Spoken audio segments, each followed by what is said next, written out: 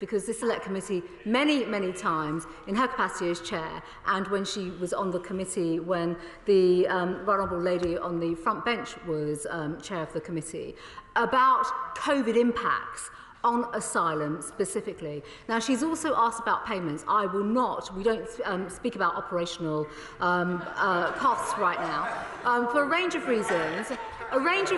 Because, quite frankly, yes, it is taxpayers' money, primarily because of commercial sensitivities in terms of how we run our operations. And she will also recognise as well, I think the House should recognise, when we have mob rule turning up to thwart our charter flights, and some of them have ended up in courts before as well, it is right that we keep our commercial operators and their confidentiality and the way in which they work with the Home Office, but she has asked about the payment mechanisms to Rwanda as part of the partnership deal, and we'd be very happy to drop her a line and share that information with her. Peter Bone. Thank you, Madam Deputy Speaker. People who are trafficked into this country or duped or coerced, they are exploited for sexual or labour purposes. People who are smuggled into this country willingly pay to do so and come for economic purposes. The first are victims and deserve the protection of the Modern Slavery Act. The second are not and deserve no protection from the Modern Slavery Act. Madam Deputy Speaker, that is being abused by people who are coming across in small boats. I hope the Home Secretary can sort this out.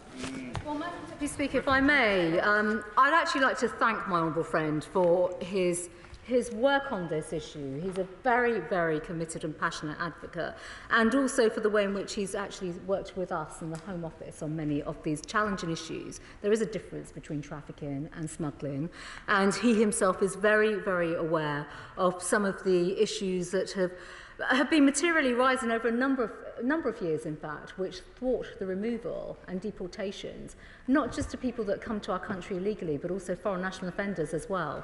And he is referring to the national referral mechanism and many of the challenges there that are now used, with intent, it's fair to say, by some of the specialist law firms when it comes to the claims that are being made. I look forward to continuing to work with him, because clearly it's in our interest, in our national interest, to ensure that we have the right safeguards in place for people that need our help and support, and that's what our Modern Day Slavery Act is about, but we cannot allow people to exploit it for the wrong means.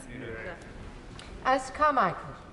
Madam Deputy Speaker, why does the Home Secretary say, as she does in her statement, it is no use pretending they are fleeing persecution when they are not?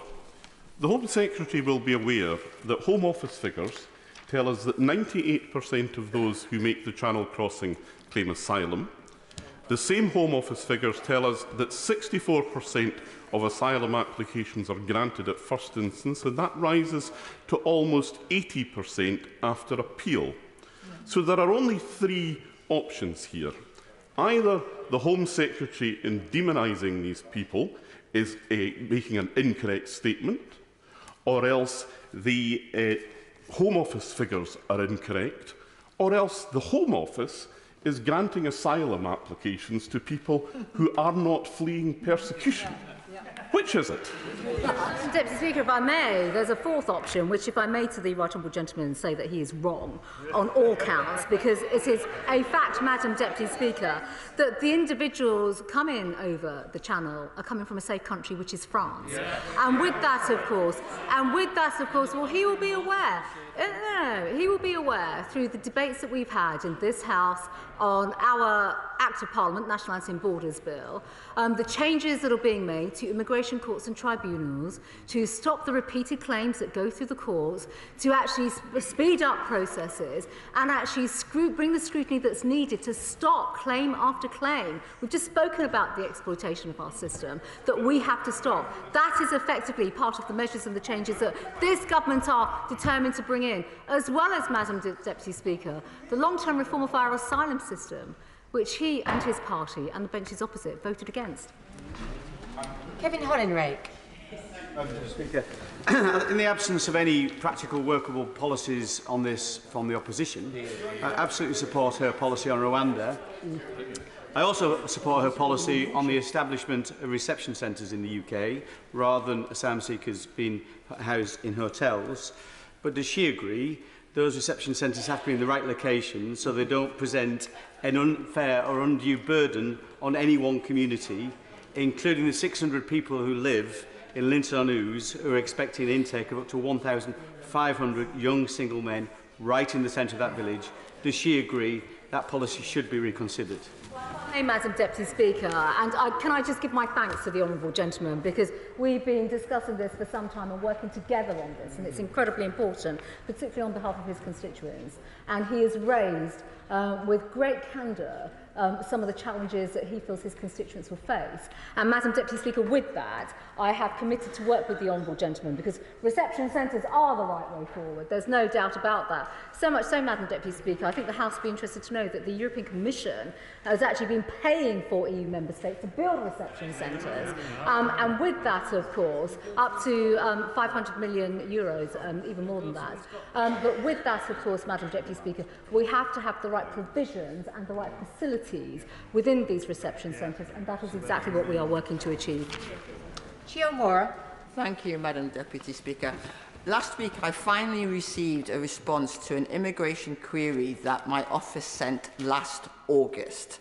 I have an asylum seeker who's waited 18 months just for an interview, he still hasn't had, and many constituents desperately looking for passports which failed to arrive. And yet the Home Secretary is spending millions and millions of taxpayers' money on a policy which is as unworkable as it is inhumane. So why doesn't the Home Secretary put the work in, fix the issues in her Department of Process and Resource, instead of hiding her incompetence behind desperate refugees? Mr. Speaker, I'm going to very, very politely disagree with the Honourable Lady for a change. And I think it's important to say, I mean, she's asked about the asylum case. She will know perfectly well, bear in mind her party supported being locked down throughout the pandemic for even longer than this side of the House did, that asylum decisions were not being made during the pandemic, and those interviews were not being granted because many of them were face-to-face, and now we have reformed the system to actually put many more online and things of that nature.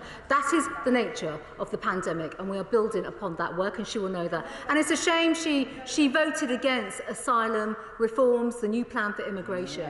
Madam Deputy Speaker, she mentioned passports. She, I'm sure, would welcome the resources in people, in staff around passports, and the work that has taken place with the Passport Agency, and the increase in demand. That's more blue passports this year that will be issued compared to previous years. And that is something, if I may, Madam Deputy Speaker, I'd party opposite like to run down civil servants. That's quite clear in the hard work of people in the Home Office. We are, if I may, they can stop the finger pointing. We work together as a team to deliver for the British people. It's such a shame that the party opposite constantly vote against these changes and these measures.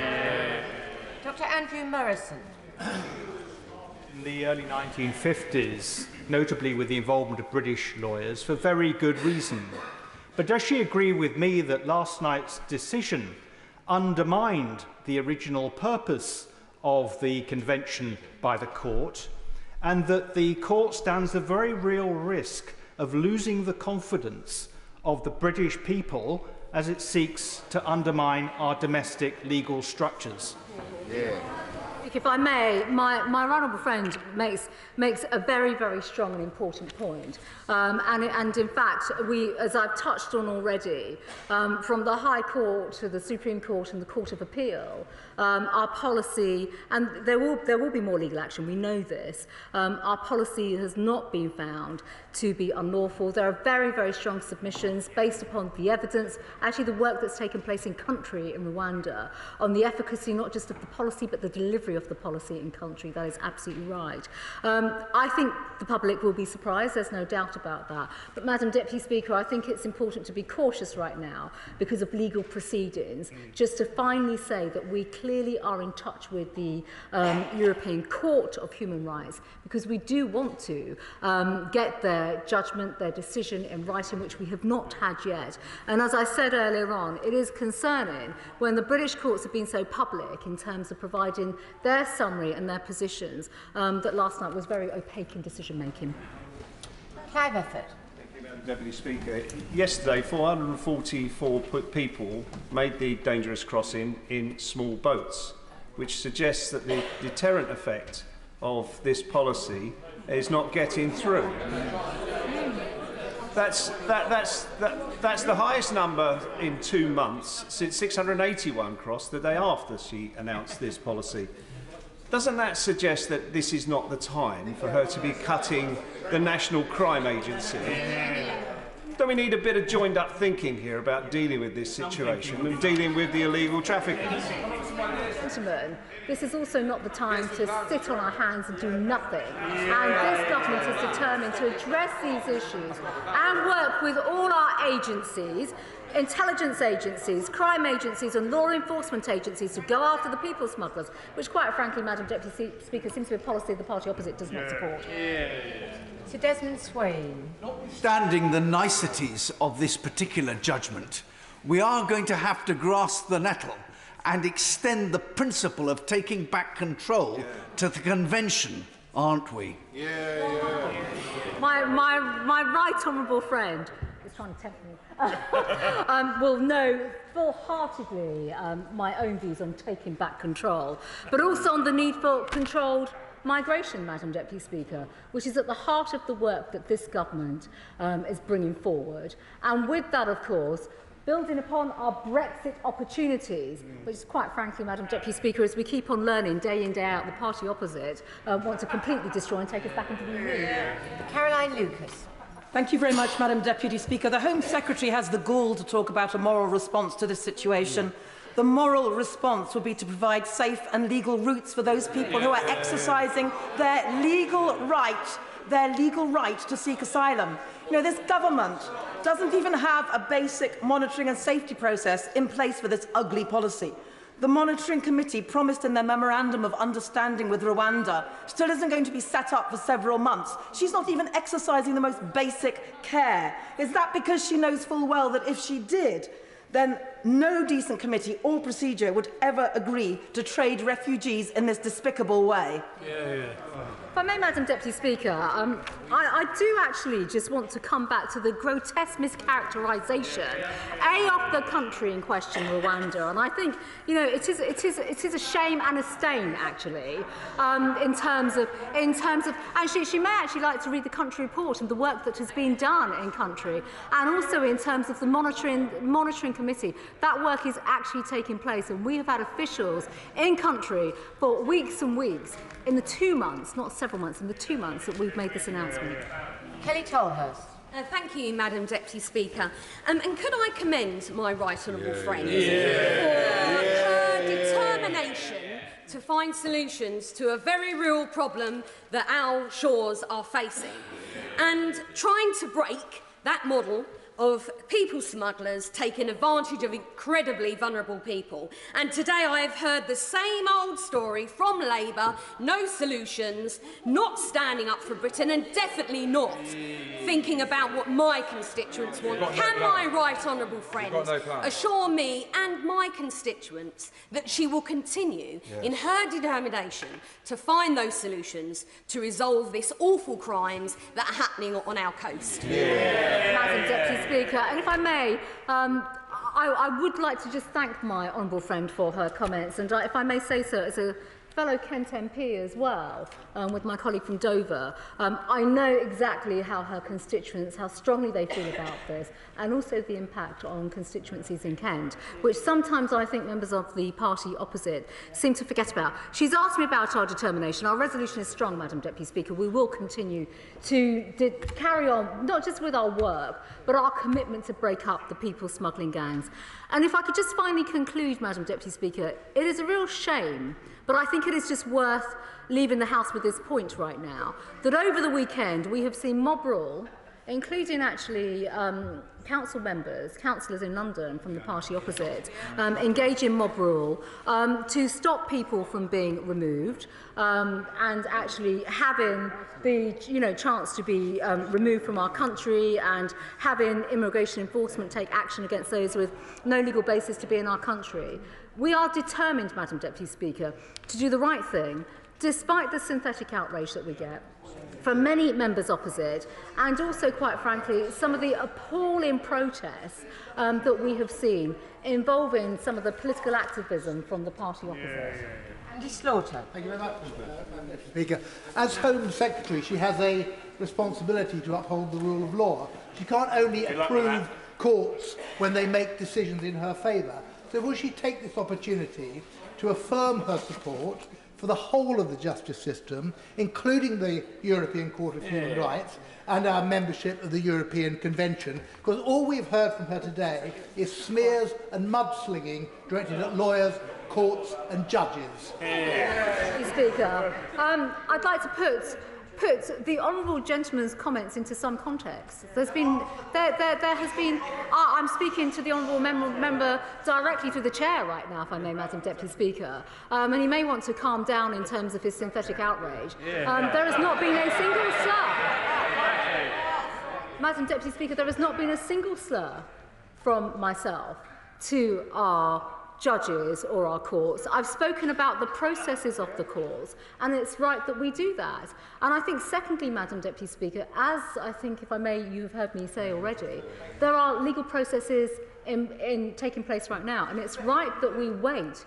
It is absolutely right that we wait for the judgments to come forward so that we work with the courts and our legal counsels in the right way on this matter, rather than, if I may say so, participating in this just sort of faux and synthetic yelling match that's taking place on the party opposite. There's nothing more inhumane than evil people smugglers forcing people onto small boats and crossing the busiest sea lane in the world, placing them at risk.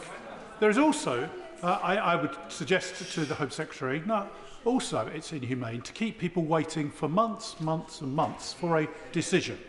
So I understand that only 130 individuals were issued with protective notices. So can I urge my right honourable friend to speed up the process, to issue thousands of these notices, to put people on notice and then get people over to Rwanda so their cases can be resolved? Well, my friend makes a very important point, Madam Deputy Speaker, and I agree with him, because this is just not just about our processes, but as we are seeing now through legal challenges, that we work in the right way to make sure that, I guess, from an end-to-end perspective, everything is joined up, and that is effectively what we'll be doing through the challenges that have come forward. But I think it is important, just as a point of reflection, Madam Deputy Speaker, the honourable gentleman does speak about asylum cases. That is why we are reforming our asylum system. That's what the new plan for immigration was about, supported by this side of the House, supported by the British public, Madam Deputy Speaker, and constantly voted against by the other side. Paula Barker. Thank you, Madam Deputy Speaker. It's fascinating that the Home Secretary talks endlessly about refugees travelling from France because it's such a safe country. The Memorandum of Understanding the Home Secretary signed makes clear that the UK will settle some of Rwanda's most vulnerable refugees, and the Home Office has briefed that this could be up to 50 people. So my question is, when will those refugees be arriving in Britain? And more importantly, on the basis of the Home Secretary's own argument, why do they need to if Rwanda is such a safe country? If I may, there are specific cases. I can appreciate the Honourable Lady speaking in very general terms. There are specific cases that the Rwandan authorities have raised with us for people that have been fleeing from persecution in the region.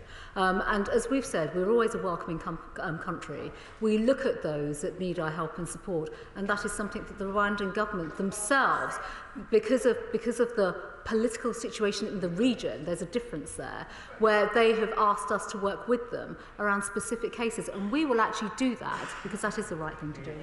Daniel Kaczynski. I'd like to pay tribute to my right honourable friend for showing the courage to implement this policy. I know that she is awaiting the final adjudication from the European Court, but when that is through, finally, will she show the same courage in making sure that she starts a debate in the Cabinet about leaving the European Convention of Human Rights? British law is used Maritime law is predicated on English law. Many financial centres around the world use English law. Many international disputes come to Britain to use British law. The fact that our Supreme Court decision has been thwarted in this way means it's time now to consider leaving the European Convention of Human Rights. Well, if I may, Madam Deputy Speaker, I think, look, first of all, I do actually just want to, I think the honourable gentleman has made an important point actually about the standing of the UK's legal system in the world. It is one of the best in the world, when, even if you look at common law, commercial law, you name it. Many other countries obviously look to us in terms of our legal systems, our legal processes, and obviously the incredibly high standards that we have, and that is absolutely right. It would be wrong of me, Madam Deputy Speaker, to comment any further, and particularly in the context of this debate and the fact that it is right that I am in the process of going back to the European Court of Human Rights. And also, we will continue to work with the Court of Appeal, the Supreme Court and the High Court, because it is important that we understand their rulings and work with them in every way possible to deliver our policy. Stella Creasy.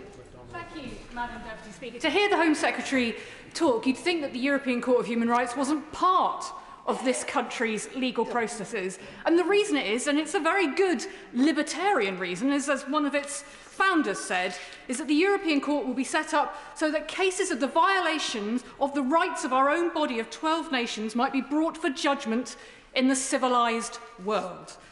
Wise words about protecting citizens from overbearing governments who seek to deny their most basic rights. So will she just abandon this expensive mess? Because we know, as she said, there will be further legal action, further cost to the public purse here in the UK. And stop the attacks on the lawyers just doing their jobs in holding her to the law? Or does she think that Churchill was wrong? Madam Deputy Speaker, if I may, I'll refer her to the comments that I've already made in the House, and specifically take issue with her in terms of her comments, specifically saying that I am attacking lawyers, which is simply not what I've been doing this afternoon in this debate. It's a deliberate misrepresentation, Madam Deputy Speaker, and I think the Honourable Lady might even want to withdraw her comments. Lee Anderson.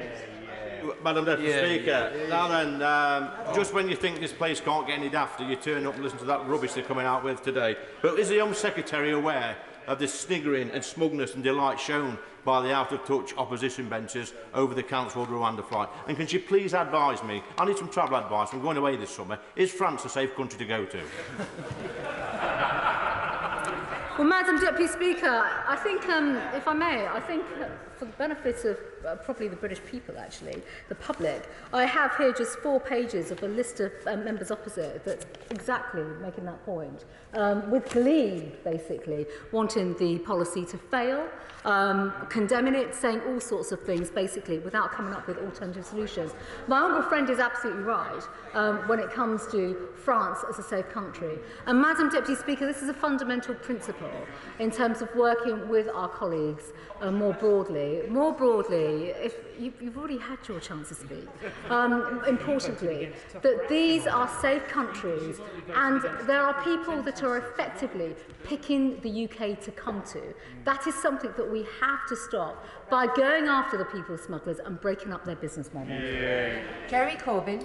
Thank you, Madam Deputy Speaker. Instead of attacking lawyers who represent desperate and frightened people, attacking courts who give judgment on the European Convention on Human Rights, why can't she just say very clearly that her government supports the European Convention on Human Rights as a protection of the rights of everybody amongst the signatory nations, and that this Rwanda policy is not just a shame, it's an utter disgrace, it's a dereliction of duty, and it's treating desperate people trying to find a place of safety in a difficult world like chattels that can be sent away somewhere else. Isn't this policy just a disgusting example of what this government is really about where human rights are concerned?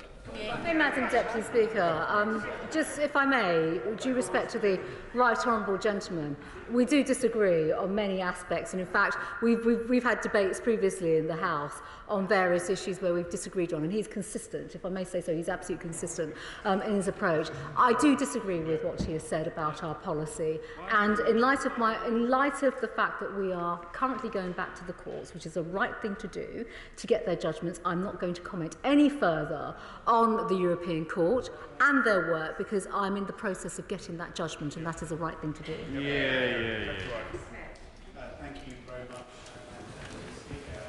This record on human rights is world leading, and this Parliament has passed resolutions in law that says that we must remove people who have entered this country illegally, and that has been upheld, as the Home Secretary has said, by our domestic courts. So it is deeply troubling that a supranational court seeks to delay this process. What discussions has she had with the Deputy Prime Minister about a renewed British Bill of Rights?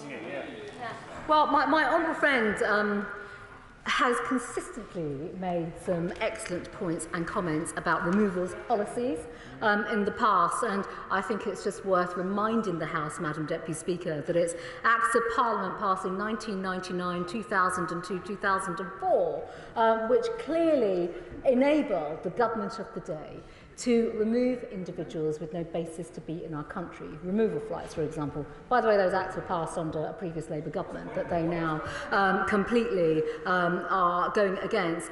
But he has asked a very important question about discussions with the Deputy Prime Minister on the forthcoming Bill of Rights.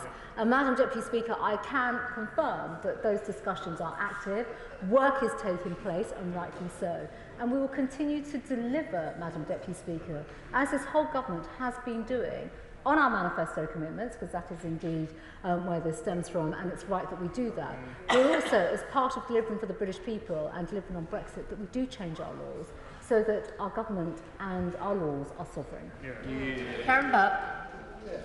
How does cutting the National Crime Agency by 20% deter people smugglers? Hello, Madam Deputy Speaker. This is a new line of attack from the party opposite. I'm not making cuts to the National Crime Agency. Let me be clear about that. I'm resourcing them. And if I may, the party opposite might have forgotten of the fact that we have a Russia-Ukraine crisis underway right now. The work that we brought forward with the National Crime Agency on the kleptocracy cell, the resourcing that's gone into enforcing sanctions and working with the Office of Sanctions. That, Madam Deputy Speaker, is all the work of the National Crime Agency, where we've been giving them resource, empowering them to go after the people that do harm to our country. And yet again, the party opposite have not been supporting that. Sammy Baines. Deputy Speaker, my constituents include South and people across the UK are generous and welcoming to refugees, particularly from Ukraine and elsewhere. But they have also voted consistently for controlled immigration and the right to secure borders. Would my right honourable friend agree that we have heard no practical solutions from the Labour Party opposite to combat the problems of illegal migration? It is absolutely right, and if I may, my honourable friend knows how much I enjoy visiting his constituency, and I'm part of Wales. It's beautiful, it really is, and I know how strongly his constituents feel about this issue, and rightly so, because they want to see change, and that is what this government is committed to doing, which clearly the party opposite are not. Howard Williams. Deputy Speaker, government ministers from the Prime Minister down consistently signal their hostility to the European Convention on Human Rights. This episode is a case in point. But the Convention is fundamental to Welsh law. For example, the rights of children and young persons measure. Will the Secretary of State accept that a move away from the Convention would undermine Welsh lawmaking, which the overwhelming majority of Welsh people supports? If I may, I'm going to refer the honourable gentleman to comments that I've already made about the European Court's ruling. Paul Bristow. Thank you, Madam Deputy Speaker. Isn't this debate extremely simple? On this side of the House, we believe in saving lives, stopping evil people smugglers, and doing something about thousands of undocumented people landing on our shores week in, week out. On that side of the House, they back the ECHR ruling. They don't want to crack down on people smugglers, support open borders, and have absolutely no plan to deal with this problem. Deputy Speaker, I completely agree with my honourable friend from Peterborough and the conviction in which he's just spoken. Rachel Mascon. Thank you, Madam Deputy Speaker. On the Home Secretary's watch, the number of people coming through very dangerous routes to our country has increased. And therefore, the Home Secretary talks about trying to address the issues with people smugglers, but by closing off safe routes, she's pushing people into the hands of people traffickers, making everybody's life more unsafe. When will she recognise the failure of her policy? Deputy Speaker, I could refer the Honourable Lady to my statement earlier on, but I think it's always worth reminding colleagues in the House that for many years now it has been and is a global migration crisis. That is a fact. And every country around the world is speaking about this, not just in Europe, but over in America right now. And even the American administration are looking at similar policies. So how we tackle illegal migration requires new solutions, and that is effectively what we are doing, because we know existing approaches have worked. That means that we work with all our counterparts. That is the right thing to do, and it also means that change is needed, because we know, Madam Deputy Speaker, that people are dying, and that is effectively what we want to stop. Kevin Williamson. Speaker, I wonder if my right honourable friend would be able to update the House as to whether, since the French elections, as to whether the French government were having a more proactive approach of working with the UK government to tackle this issue at source, at the channel. I right honourable friend for his question, because he's absolutely correct that post-elections, in fact pre-elections, Madam Deputy Speaker, there was a good deal of work underway in terms of taking the UK-French partnership and cooperation to another level, a new level. That work is underway right now. And even, in fact, Madam Deputy Speaker, it's just last Friday, our two teams came together to move forward this work, and that is very much under the instruction of the French government and obviously myself as Home Secretary, to not just look at improved cooperation, but actually move into the territory where previously the French government was slightly more hesitant to work with us on more cooperation. So there is a great deal of work underway, so let me give him that assurance. Barbara Keeley. Thank you, Madam Deputy Speaker.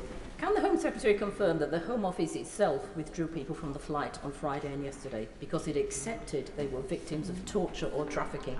She's already been asked that question. She didn't answer. Madam Deputy Speaker, she will know that individuals are removed from the flight manifest when their representatives make claims, and that's when they are removed. And we have to remove them when their representatives make claims, because we then have to look into those claims and investigate those claims through the court. Mark Jenkinson. Thank you, Madam Deputy Speaker. We've seen the opposition, charities in receipt of government funding, a minority of my right honourable friend's own civil servants and now European judges intervene to block the will of the British people. To borrow a slogan already used by my honourable friend for New Forest West, when will we take back control?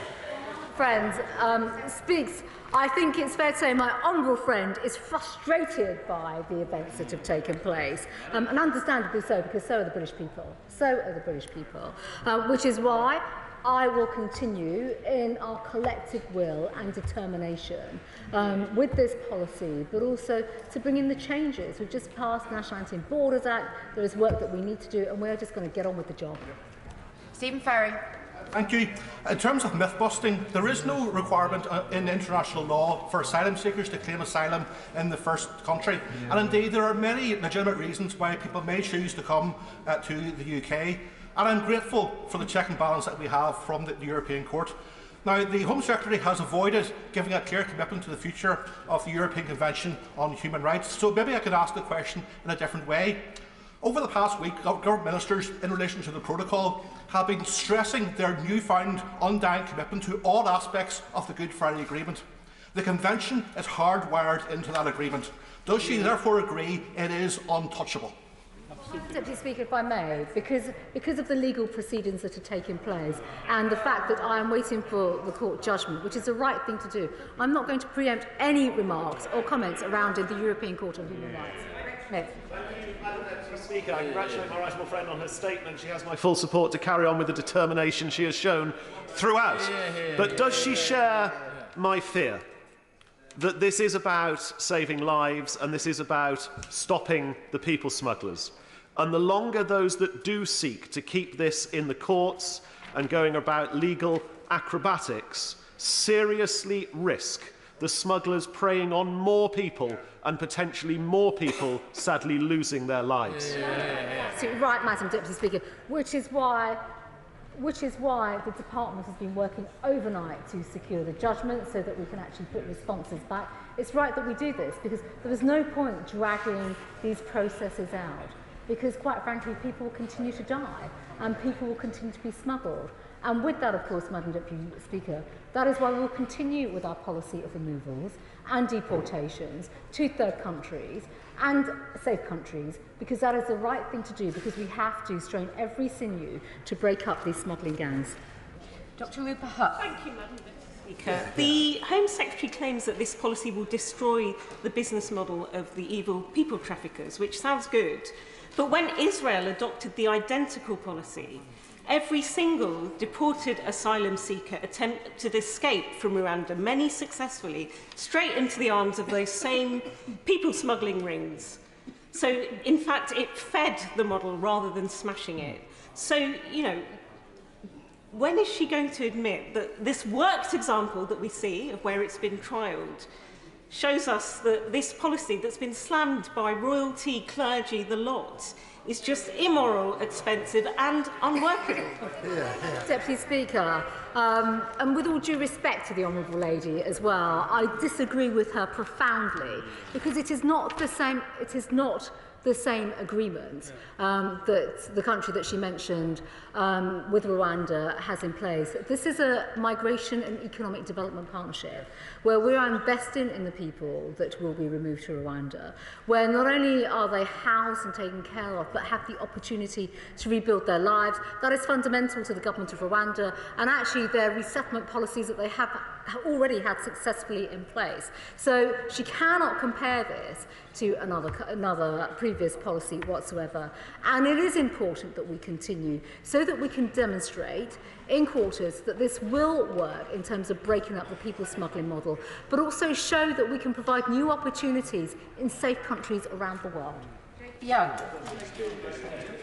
My constituents support this policy, this House supports this policy, and polling shows that the country supports this policy. Doesn't last night's decision mean that we must now fast-track our plans for a new British Bill of Rights and ensure that this democratically elected House is able to deliver on the will of the British people? Madam Deputy Speaker, if I may, the voice of Redcar speaks with great conviction, gallantry and determination, as ever, when he makes his representation. And he will have heard my comments with regards to the British Bill of Rights. That work is underway right now, and that is, of course, for the Deputy Prime Minister to announce in due course, Madam Deputy Speaker. Toulouse. Much, Madam Deputy Speaker. My constituent, Azazula, is among many, around 80 families in my constituency who have relatives who are still stuck in Afghanistan. He's been in regular contact with me since Afghanistan fell, and he sent me a message yesterday to say the Taliban are abusing his brother, trying to find his father and threatening their execution. Would the Home Secretary, in my constituent's family's shoes, would she stay in Afghanistan and wait to be executed, or would she advise them to try and get to safety in Glasgow any way they could, because there is no safe and legal route for Azazula's family and the other 80 in my constituency?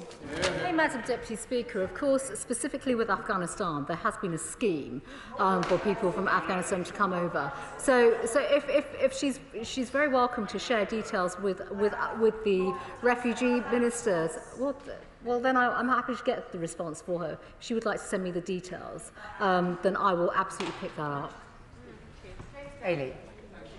Madam Deputy Speaker, the interim judgment of the Strasbourg court yesterday did not say the government's policy was unlawful or illegal, and any suggestion in this chamber is at best incorrect and at worst misleading. But does my right honourable friend find it surprising that she's been criticised for enacting a policy that is a democratic mandate given to our government by millions of people throughout this country, many millions of them ex-Labour voters who will be aghast at the position that has been outlined by the opposition today? Deputy Speaker, if I may also just thank my honourable friend for his comments. He's absolutely right, because the British people absolutely voted for change. And in constituencies such as his, and in other constituencies such as my colleague for Redcar, my colleague for Stoke-on-Trent as well, and many other constituencies, the public wanted change. We are committed to delivering that change, and we will continue, undeterred, to deliver on the people's priorities. Sarah Sultana. I'd like to pay tribute to the campaigners, the activists and the lawyers who stopped the flight last night. The benches opposite might heckled, but they stopped this disgrace of a government from trading people who fled war and persecution for money. That is a policy that should shame us as the Bishop of Coventry, a proud city of sanctuary, and dozens of religious leaders have said.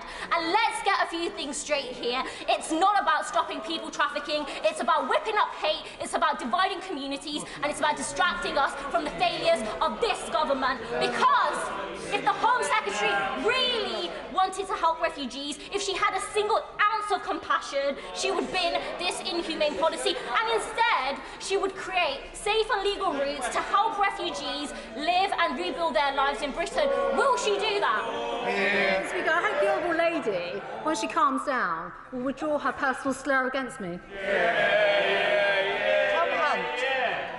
Thank you very much, Madam Deputy Speaker. I have full confidence in my right honourable friend.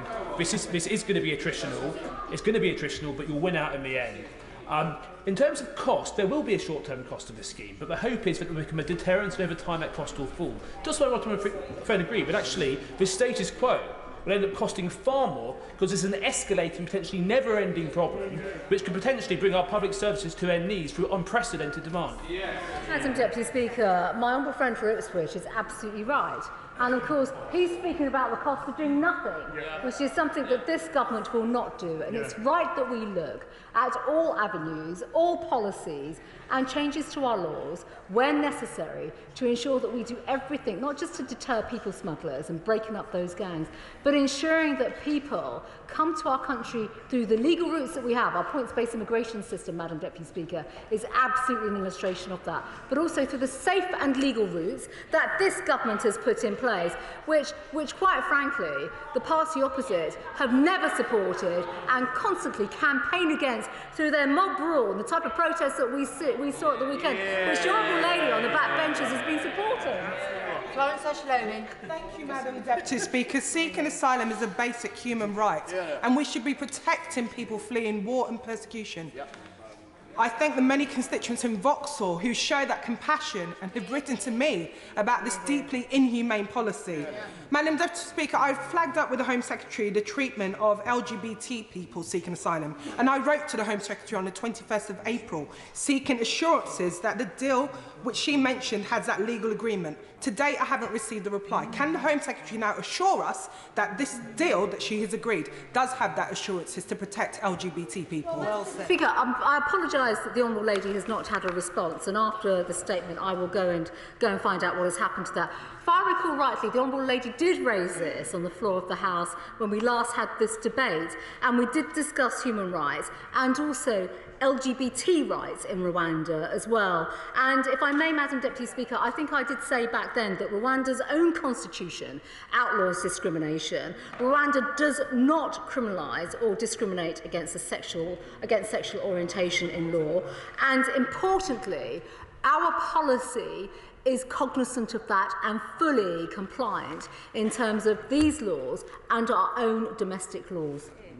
Alexander Stafford.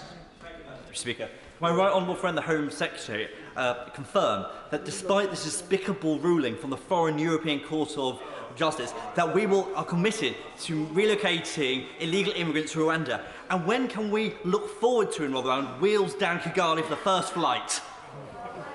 Deputy Speaker, if I can, I could note my honourable friend's enthusiasm for this government's work and policy when it comes to removals and deportation. And it is an important point because we have, Madam Deputy Speaker, as I've said a few times now during this statement, we are working to receive the judgment from the European Court. That is right that we do that. It's right that we go through all the processes, but our policy is lawful, and we will continue, and I can give him and his constituents every assurance that we will continue. Lillian Greenwood. Madam Deputy Speaker, a few minutes ago, the Home Secretary appeared to confirm that she considers Afghans to be in genuine need. There were reports of Afghans on this planned flight. Are those reports correct? Well, Madam Deputy Speaker, if I may just restate, as I have said in my statement, that those individuals that were due to be on this flight had travelled to our country legally through safe countries where they could have claimed asylum. Jonathan Gullis. Thank you, Madam Deputy Speaker. My right honourable friend will understand and share the frustration of the people of Stoke-on-Trent North, Kidsgrove and Tork after foreign judges have meddled with our UK legal system and our UK Parliament. But they will not be shocked, Madam Deputy Speaker, at the sneering and snarling from the Labour Party opposite, who like to look down upon the people of Stoke-on-Trent North, Kidsgrove and Tork for backing Brexit and this government for taking back control of our borders. Will my right honourable friend confirm that a British Bill of Rights will indeed help in way to make sure that these flights can take off and that this policy will flourish? If I may, Madam Deputy Speaker, my honourable friend spoke about the sneering that's taking place from the party opposite, on the front bench in fact, as we've been hearing, while one of the strongest working MPs for Stoke-on-Trent and his great constituents have had one of the most vocal advocates for them in this House. Madam Deputy Speaker, he's absolutely right. He's absolutely right in his comments, and we will continue our work. Christine Jardine. Thank you very much, Madam Deputy Speaker. I wonder if the Home Secretary realises the extent to which her determination to pursue this immoral, expensive and already failing policy is damaging the firm and fair immigration system to which she says she's committed, to the extent that amongst the many, many complaints and letters I have from constituents about immigration issues at the moment is one from someone who has sponsored a youngster then in Ethiopia for 18 years and has been refused a visa to bring him over for a visit this summer on the grounds that the forms were not filled in correctly and there was a problem with the interview. The interview never took place, and the forms which were incorrectly filled in were filled in by the former member for Edinburgh West, my predecessor as MP, who is well acquainted with the immigration system. So will she stop this obsession and deal with those issues? May, I've not seen her case. She's very welcome to bring that to me. I'd be very happy to look at that. But as I've said throughout this statement, Madam Deputy Speaker, we will continue with our policy and we will continue in our determination to break up the people smuggling gangs and actually work with our global partners to find solutions to these problems. Final question, Neil Coyle. Madam Deputy Speaker, we know ministers have formed for breaking rules and wasting public funds, but will the Home Secretary stop hiding the figures and tell us how many millions of pounds of taxpayers' money will her government squander before the outsourcing of asylum policy, so roundly condemned by our Church of State and our next head of state, is eventually and inevitably proved unlawful? Well, Madam Deputy Speaker, if I may, I'm going to refer the honourable gentleman to the comments that I've made in my statement. I thank the Home Secretary for her statement, and we now move on to presentation of Bill. Secretary Therese Coffey. Social Security Additional Payments Bill. Second reading what day? Tomorrow. Tomorrow. Thank you. We now move on to presentation of Bill. Stuart C. MacDonald. Neonatal Care Leave and Pay Bill. Second reading what day? Friday, 15th of July. Friday the 15th of July. Thank you.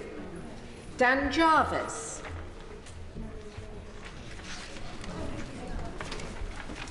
Protection from Redundancy, Pregnancy and Family Leave Bill.